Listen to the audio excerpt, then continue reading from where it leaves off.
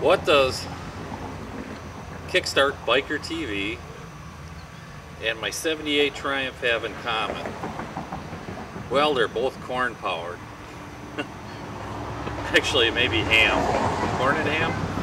Anyway. Well, I got bored. Dug out my old alcohol kit. I used to run my drag bike on methanol. And with all this E-85 business going around, I wanted to see how my Triumph would run on it. Now, don't do this at home. Don't just go out and buy E-85 and throw it in your tank. What I had to do on my Triumph is change the jets. My standard jetting was a 105 needle. I started out with a 120 needle. And what's 120? Well, for you motorcycle people that should know, but the regular people, well, that's a number. The number corresponds to a lot bigger amount of fuel that can flow.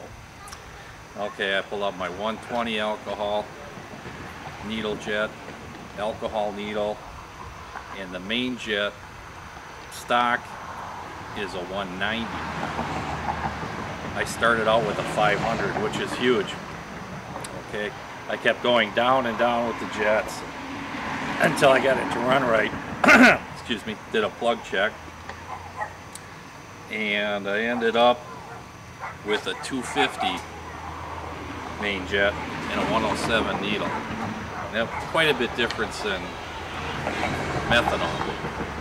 Methanol is wood alcohol. Ethanol is corn-based, and it's not pure alcohol. It's 85% alcohol, 15% gasoline. And I also started going to the station with a can, put a little pure alcohol in the car to make sure there was no gasoline mixed in the line, because there was E-15 and I think E-40 mixed, so I made sure I was getting pure alcohol in here. And I didn't notice it before, but was getting a little chilling effect in the carburetor. It was actually today, for the first time for some reason, had a little condensation on the carburetor, because the alcohol, refrigeration quality to it, actually cools the bike down. Actually ran pretty good. Performance was better, and I had people that rode my bike before and rode it with the alcohol. The alcohol is 105 octane, so I mean I could put it into fifth gear, crack the throttle, lug it up a hill, no pinging at all. Now that's when it's jetted correctly. Alcohol brings more oxygen when in with the fuel, so you have to make sure you jet it correctly.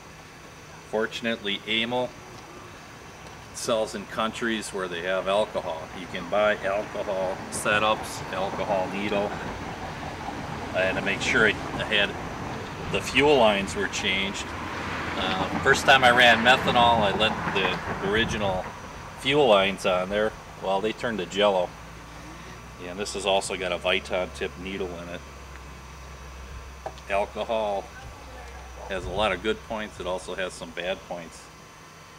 It's anhydrous, which means it collects water right out of the air. Problem with my old Triumph, it's got a vented tank. So it could soak up some water. You don't want to use it in a fiberglass gas tank. And again, it's not suitable for all bikes, so don't go and put it in your Yamaguchi and hold the piston and blame me for it. But I was actually impressed. I thought it wouldn't run as good as it did. I didn't change the timing on it. This isn't an incredibly high compression bike. This is fairly low compression as far as motorcycles go. But it is air cooled. It does take twice as long to warm up. When alcohol is jetted correctly, it runs a little cooler in the motor. So I'm going to switch back to gasoline because it's starting to get a little colder out. But in the warm weather, it's run good.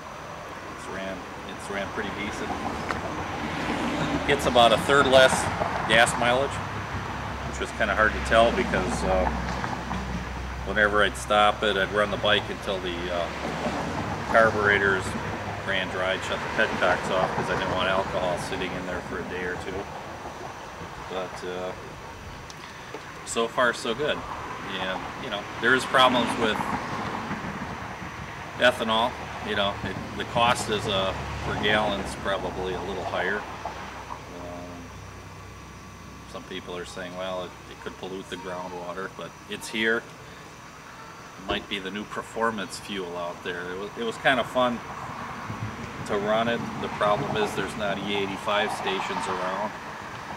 This isn't a flex fuel, so I can't just run out of gas or run out of ethanol and put gas in it. If I put gas in it, it would run super rich and choke out. But it was a fun project, and seems to burn a little cleaner.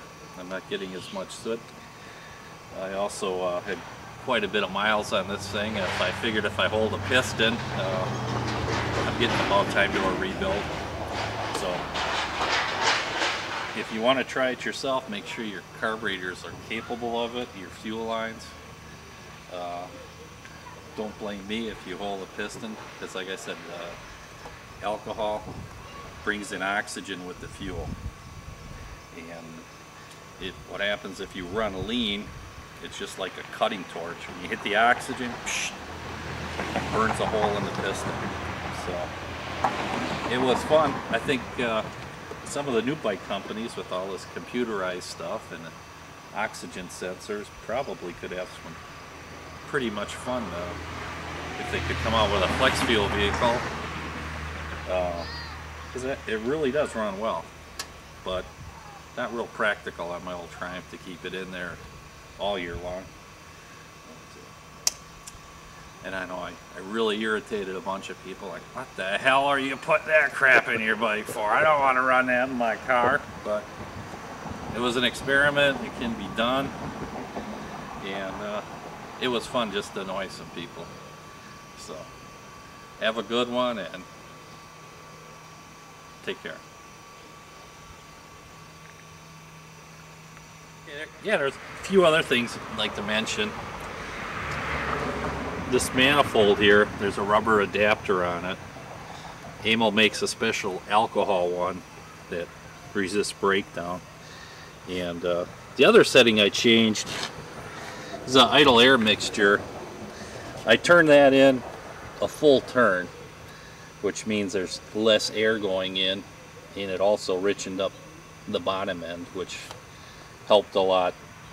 Other than that, I really didn't have to touch any idle settings or ignition timing. So far so good. I've got about 600 miles on alcohol now, and it still seems to be running pretty good. What I really want to do is look inside in the pistons. I know when I ran methanol, it really cleaned the carbon and stuff off the top of the pistons. I'll have to see if the ethanol does the same thing. Maybe that'll be for another show. Thanks again. Have a good one. Bye-bye.